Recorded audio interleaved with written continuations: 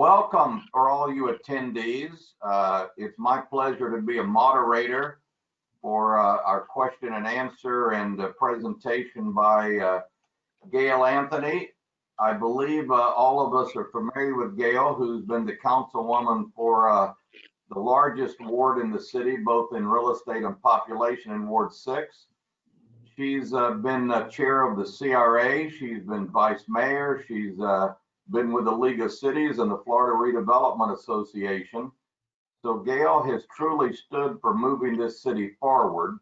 And it's my pleasure to turn the floor open to Gaile. And Gaile, why don't you give us a few words about your background and why you're running, and then I've got some specific questions that have been called in, but we'll get to those after your opening. Okay. Hello. It's hard. It's hard not being face to face, but we have to make the best of it. It's a different kind of campaign. It's going to be a lot of mailing and calling and Zoom. And so everybody might as well adjust, and I've definitely made the adjustment.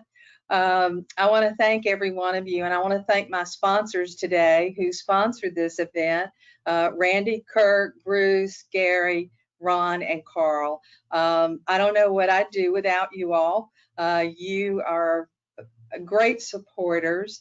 It makes me want to work harder knowing that you're out there supporting me and helping me raise money. And, you know, I love the city of Fort Myers and the people, and you've heard me say that before, and it is sincere. You know, it's been an honor to serve on the city council for the last 5 years. As many of you know, I have a healthcare background. I was the chief administrative officer at Lee Memorial from 2002 till 2010. And before that, I was a healthcare leader in the Carolinas where I grew up. But I came here and I never looked back. I had Lee Memorial Hospital, which was, I had a budget of 200 million, over 200 million, which is larger budget than the city of Fort Myers. I had over 1,000 employees, and I'm sure it's even bigger now since I left there. I retired and I traveled and I did lots of fun things. And then I said, you know what? I started watching the city of Fort Myers City Council after I moved from the county into the city. And I said, you know what? They need help. They need a businesswoman that understands, or a businessman that understands how to save money, not spend money, do some new things in order to use the taxes wisely. And I feel like I've helped Mayor Randy Henderson significantly. We've totally bonded over the 4 years, and I've learned from him, and he tells me he's learned from me. I think I've made him a better mayor, and he's made me a better council member. And also my council members, I mean, I feel like we are very diverse, but we come together for the order of the city. And so it's been a real pleasure working with them. That's why I want to continue and move to the mayor role. During the time that I ran, it was one of the most difficult times that I've seen for the city in the years I had been here. Number one, we had a corrupt police department that couldn't solve 150 homicides, which bothered me immensely. We had the highest taxes of a city in the state of Florida. We had a pension fund that was graded an F, and Forrest Banks taught me more about pension funds than I ever wanted to know. We had a budget debt that continued to grow daily. And then we had reserves that were less than 10%, which would not get us through any disasters. And so I thought, you know, these are the things I am good at, and I would like the challenge. So I took that challenge, and today I would say after 4 years, which I think 4 years is a short period of time to move this city forward. One of the things I did was I made sure that I could serve in all the leadership roles so that I had the experience needed to support my city and support my council team and the mayor. So I served as mayor pro tem. I served as chair of the community redevelopment agency. I also served as a liaison to some very important advisory boards, planning, BZOC, economic development, and I purposely chose those because I knew that was where the engine for the city would be. And I also started at the same time with the city manager, Saeed Kazemi. I think I've helped Saeed a lot. Saeed, as each of us, still needs to grow. And we talk about that. I believe I'm that person that can coach, support, and help him grow. As a result of taking that challenge on and being immersed in our city, we now have what I consider great leadership in Fort Myers PD. We don't talk about these homicides anymore. We've supported them with technology, we've supported them with training and officers and leadership. And I believe they will continue to move us forward, even in these difficult times of social unrest. Our pension funds are now funded at 75%. I think that's pretty phenomenal after 4 years. Our reserves after a hurricane and after a pandemic are now projected, if we do this right, to be at 26 million. And it was less than 10 million when I joined the council. Our taxes, I have pushed to decrease along with some of my colleagues every year. So for 4 years straight, we have decreased our taxes and we have held our assessments. And so I know our citizens appreciate that. And so I believe I'm the person. We did not borrow money for 3 years. We actually only this year started borrowing money again. So we were able to pay down some of that debt, which was pretty phenomenal from past leaders. And we'll continue to work on that. So I think everything that we've done in the 4 years that I've been there, really 5, is the next step to where we want to take our city, because we're going to be a great city. We're already on the road to that because we've corrected a lot of our issues with good leadership. So with that, Bruce, I'll do some of your questions. Gail, something you just said leads into one of the questions we received. We know that Ward 6 pays a very large portion of the entire budget of the city. And we also know that there are some wards that are not as fortunate. And how can we get, in your opinion, some kind of equity so we can hopefully raise all ships? Well, Ward 6 does pay 52% of the tax base for the city. But I have to say overall, Ward 6 does not complain about that because they honestly believe spending money in the city benefits everybody. It benefits them also to bring our city up.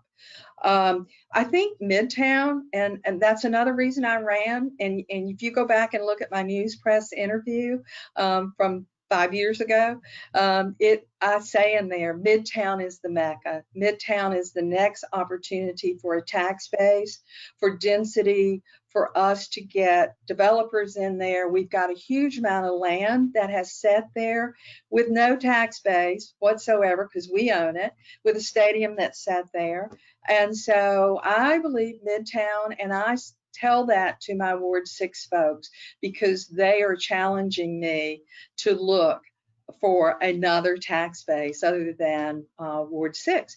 But also the MLK corridor is also going to be a mecca for us. And I believe between Midtown and MLK, we've got some great things that are going to come down the pike, and it's going to continue to address the blighted areas in our city where it needs to be much different. You know, while we're on the topic, I'm looking at a news press interview from one of your opponents that says that he's voted as a commissioner, but he's questioned whether the best way to provide tax incentives and whether any tax incentives are really needed in Fort Myers. Tell us why these tax rebates have been beneficial. Well, they've been very beneficial. And, you know, when somebody says something like that, and it took me a while to learn about community redevelopment, tax incentives, and the programs that we do. And the more I learned, the more I was sold. And one of the things I challenge when somebody says that is, how many cranes do you see coming out of downtown Fort Myers? One for the hotel, that's it. So even if we do those tax incentives, it's not where it needs to be. I mean, the one that comes out to me, that puts it all together is Grand Central on 41. Remember, that was a trailer park. I mean, for years, all you could see was the shuffleboard slide pallets. And I kept saying, something has to be better than this. Well, look what that's turned into. I mean, it's turned into a beautiful complex with Krispy Kreme, a super car wash out front, and it has incentivized remodeling, rebuilding, and even more building in that corridor. And that was to me, a very blighted area of the city. Same thing's going to happen down on at City Walk, it is going to catch on. There's a commercial component that's going to come there, and it's going to lift everything up. So I'm convinced, and we just had a workshop with the Advisory Board for Community Redevelopment and the commissioners to really look at how we're doing tax incentives. And I think we've come up with some I don't know if you saw it, but we've come up with some very creative ways to allow that developer to come up with some ideas on what they would like to do to meet these goals for tax incentive. So I'm sold on it. It took education, and it took time and learning to see cost and what it costs to develop and what you have to go through. And I can pretty much defend that just about anywhere right now. You know, one question just came in regarding our national challenges of political unrest. What do you think? What are your thoughts on how we can address those and whether we have addressed them properly to this point? I didn't totally hear you. You said national unrest. The pandemic and the unrest. And then, well, you know, I can tell you, I've been very involved in the pandemic protocols for the city. I'm a nurse. And I have a long healthcare background. So I have helped to advise Chairman Brian Hammond with the county commissioners, as well as Saeed and his team on what we should do. I have a close connection still with Lee Health.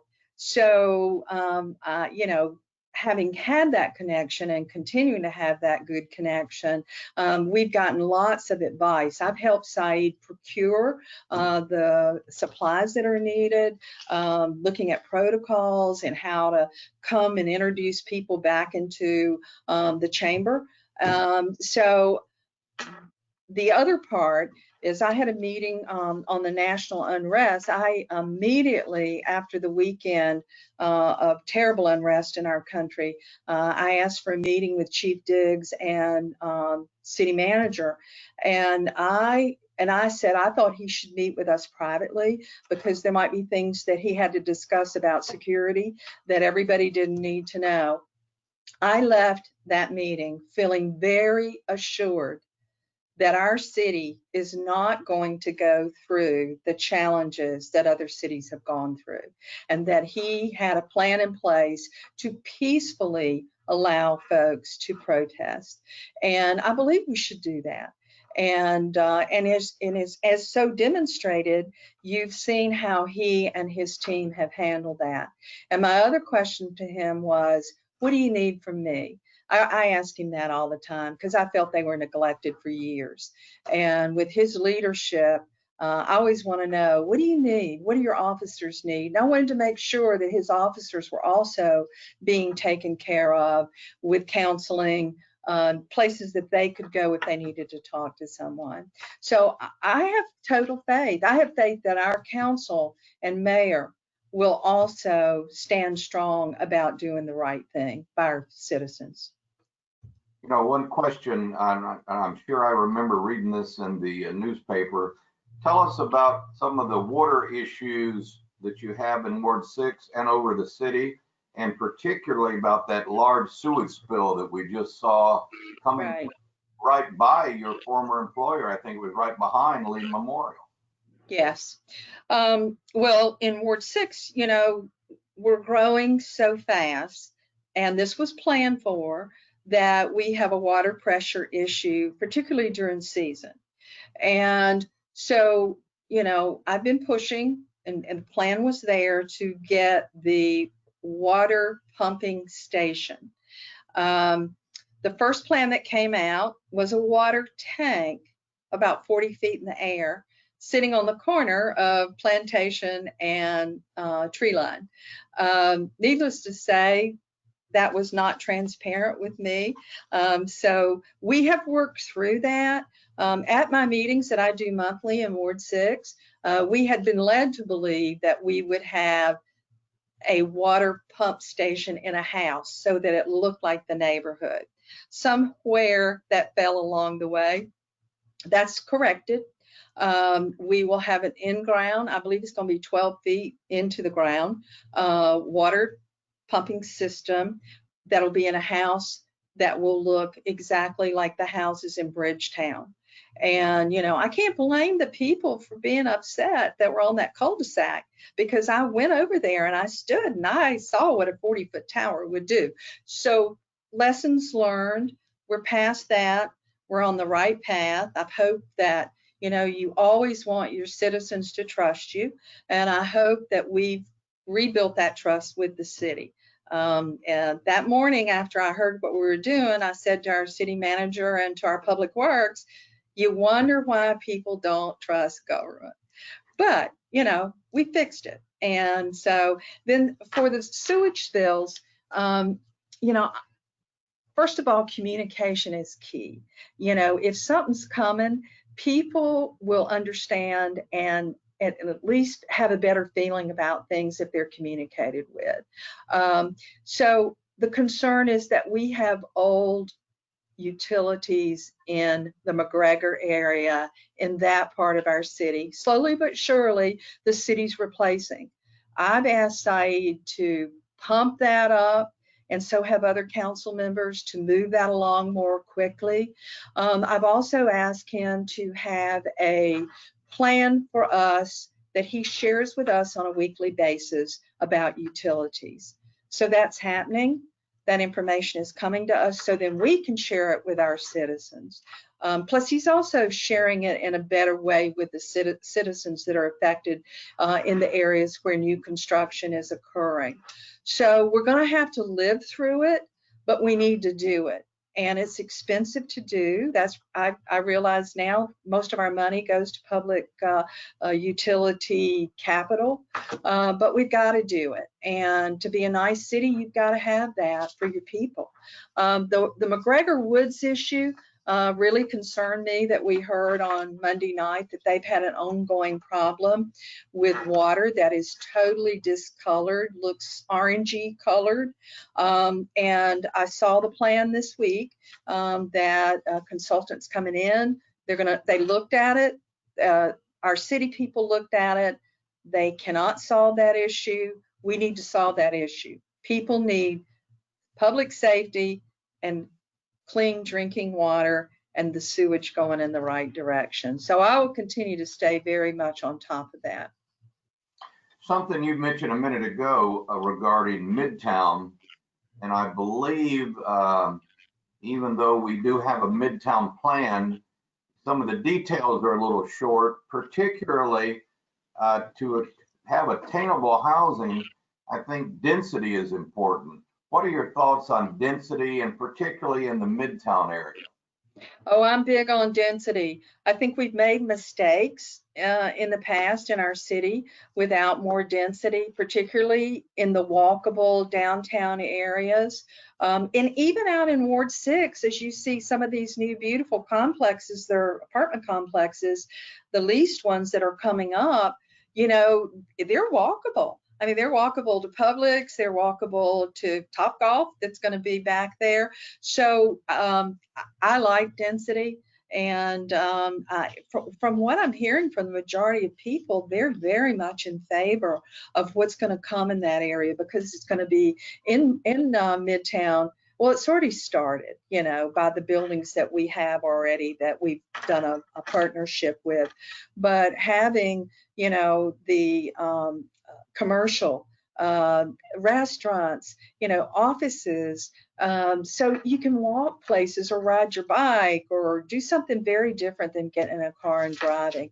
I'm going to stay on top of Midtown. Okay, that was one of my reasons for running, going on 5 years. We're getting there because we have a good plan and we brought the public in to get very involved. And we have the collaboratory, we have the new fire station, we have the news press. You know, we have 14 acres on that news press property that we can use to develop or have a developer develop. And that'll bring a tax base as well as it will bring money back to pay for what we paid for that building. I thought it was a smart move myself. Well, you bring up a good point because that 14 acres being in city ownership and all of those vacant areas in Midtown, I guess, are totally off the tax rolls. So what I think I heard you saying is you want to put them back on the tax rolls with some kind of private partner development partnership or even sale. Absolutely. And, you know, I did private partnerships in healthcare. You use other people's money and then you lease or you buy back, and it works. And sometimes you don't have the money right away to do what you want to do, but people want to do that and then you work it out. So I am very much for public-private partnerships. We've seen it with the Imaginarium. We've seen it with the Edison, the historic Edison and Ford Estates. We need to do more of it. Private does a better job because they can turn on a dime than government. So I'm looking forward to more of that coming, and I know SITE is very much into that also, and I believe the council is also. Now you've charted out several ideas and several directions, but how would you summarize your vision for the city of Fort Myers into the future? Well, you know, the city has a comprehensive plan and we keep updating that. We keep changing zoning. We keep doing things to update it. You know, we updated it 2 years ago, sent it to the state. I honestly believe we have a great plan. It's a plan of 150,000 people, which to me is a great city. We're at close to 90,000 now. I think we have a great plan. I think we need to follow it. A lot of times, and I try to help the citizens in my ward by bringing someone to speak, usually every month at a meeting, to talk about development, to help them understand what a PUD is, what a DRI is. So we have a great plan, and I'm for following it. And, you know, we still have some building out to do in Ward 6, but we have huge opportunity in other areas to bring those areas up to what we want in a city.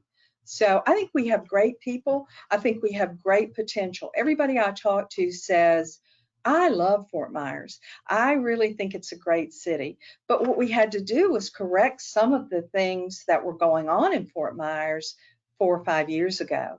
And I think we've done that.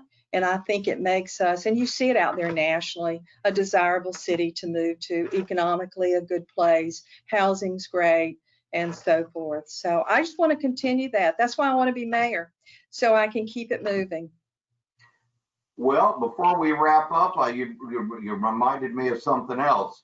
Ward 6 is about the only area in the city that we have some undeveloped land or unbuilt on. After that, what do we have? Infill and redevelopment as in Grand Central? Yeah, yeah.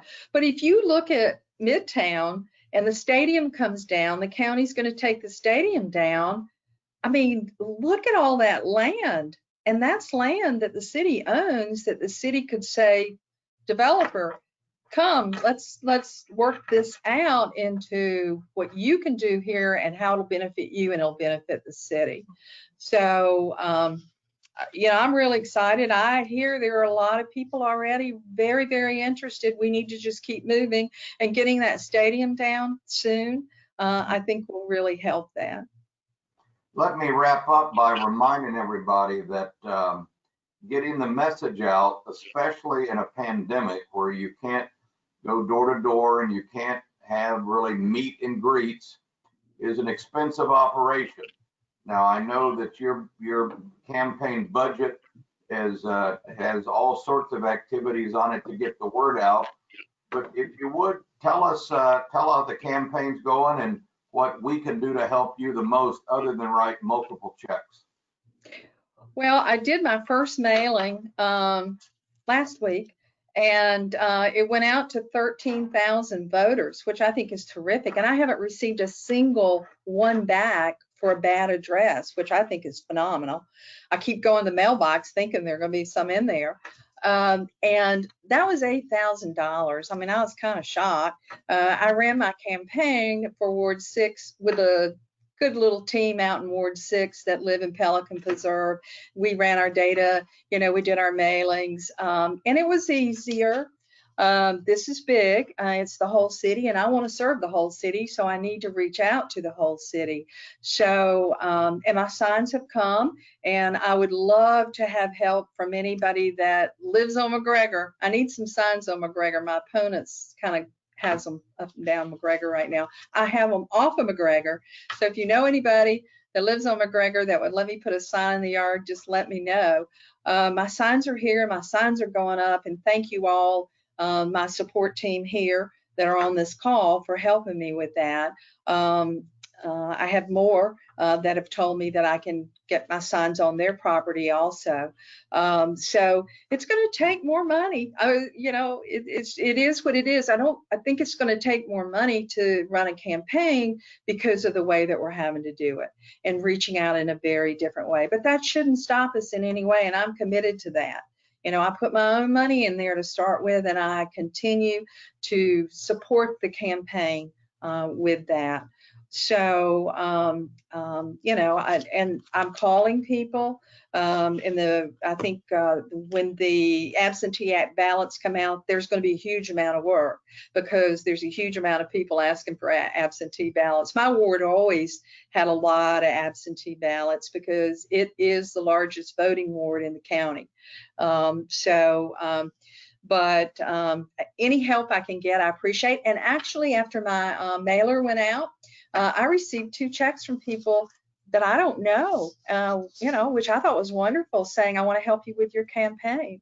And so that was nice. That was yesterday. I received 2 checks from people that received my mailer. So. Well, thank you for taking time to share this with us. And all of us on this call know how we can help you. We need to get the word out, get some contributions, and get sign locations, and we'll get those directly to you, right, Gail? Yes, okay. That'd be good. And I want to thank everybody. I wish we had more people joining in. We'll keep trying. I mean, that's all we can do. I'm doing Tiger Bay tomorrow. My opponent and I are both doing Tiger Bay at noon tomorrow. And I want to thank Richard. Richard's been wonderful to help us with these meetings, and even loaning me his laptop today because mine wouldn't load it. So thank you, Richard, for that. So, and thank you to everybody. Are there any questions from anybody out there, Bruce? I think we covered most all the questions. There were 2 or 3, and then we hit those, and then we've covered the waterfront for now. All right. Well, I want to be your mayor. So if you don't live in the city of Fort Myers, then you tell somebody that lives in the city of Fort Myers. And if you want me to talk to anybody, I'll give them a phone call. If they'll let me come visit, I'll visit. Usually we're having all kinds of gatherings, Republican gatherings, Democrat gatherings, League of Women Voter gatherings. None of those are occurring. So we had opportunities for forums. And so none of those are occurring. And so we just are challenged to do it different, and that's okay. We will. So Thank you so much. We appreciate the time you took. thank you, Bruce. Thank you, everybody. All right.